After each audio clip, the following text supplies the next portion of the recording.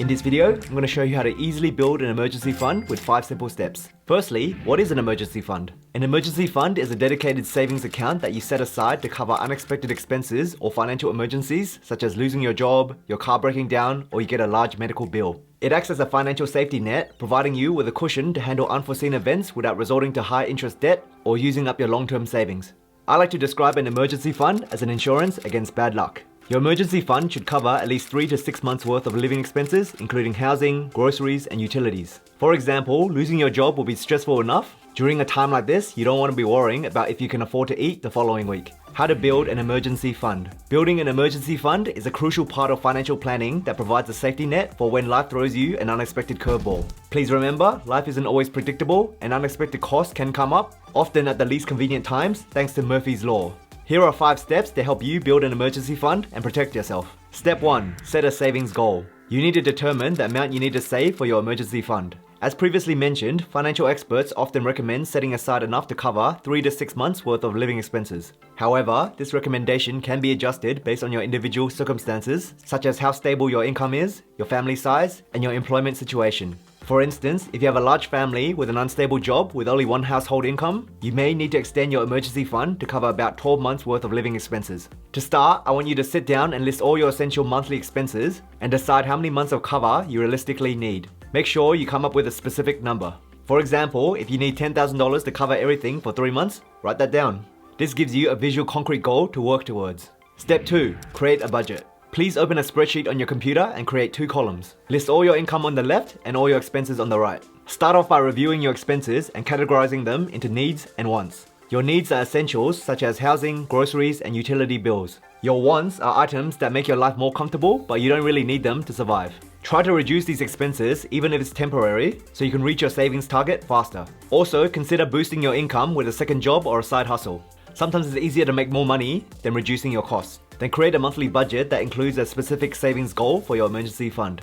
I'll leave a link to a free budget spreadsheet down below for your convenience. With this spreadsheet, please continue to monitor your spending to ensure you stay within your budget and maximize your savings potential. Step 3. Automate your savings. Every time you receive your pay and the money hits your bank account, you can set up an automatic transfer to your emergency fund savings account. For example, say you want to save 10% of your pay. So if you earn $3,000 per month, you can set up an automatic transfer of $300 to your emergency fund. Continue doing this until you reach the savings goal set in step 1. A helpful approach is to treat your emergency fund savings as another recurring expense. Give it the same priority as your rent, mortgage payments, or utility bills. Automating your savings can improve consistency and reduce the temptation to spend the money elsewhere compared to doing the manual transfer yourself. Step 4. Use any extra money. If you receive any unexpected income, like a tax refund, a work bonus, or a birthday gift, you should put it directly into your emergency fund. The temptation to spend it on non-essential items when life gives you a small win is always there.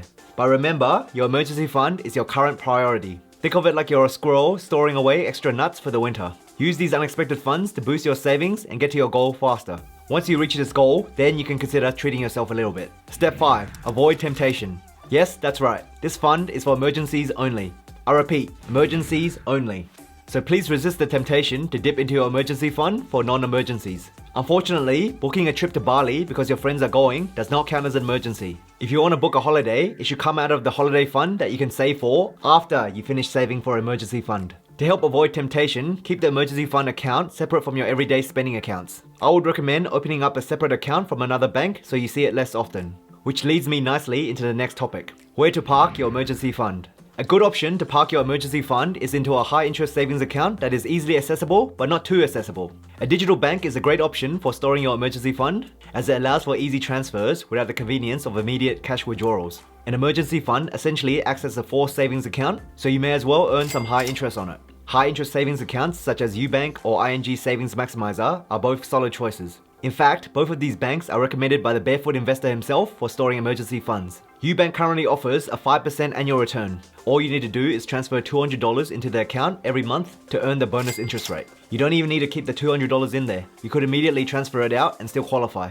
So going back to that example where you automatically transfer $300 into your account, you could easily set this up with UBank and it would automatically qualify you for the bonus interest rate every month. The 5% annual return is an excellent return for such minimal effort. UBank is the easier of the two options due to its low requirements. ING offers a 5.5% annual interest rate, but there are more steps involved to qualify for the full bonus rate each month. 1. You need to transfer $1,000 or more into your account. Like with UBank, you can immediately transfer this back out and still qualify. 2. You need to make 5 transactions using the ING debit card they provide. I usually achieve this by purchasing 5 $1 online gift cards from the Amazon Australia website at the start of every month. Alternatively, you can make 5 transactions at self-serve checkouts at Coles or Woolworths. There are other many creative ways to easily accomplish this. And 3. You need to increase your account balance every month. For example, if your account holds $10,000 at the end of month 1, you need to have at least $10,001 at the end of month 2 to unlock the bonus. This also includes the interest received from the previous month. So if you earned $45 in interest in month 1, your closing balance should be at least $10,046 in month 2.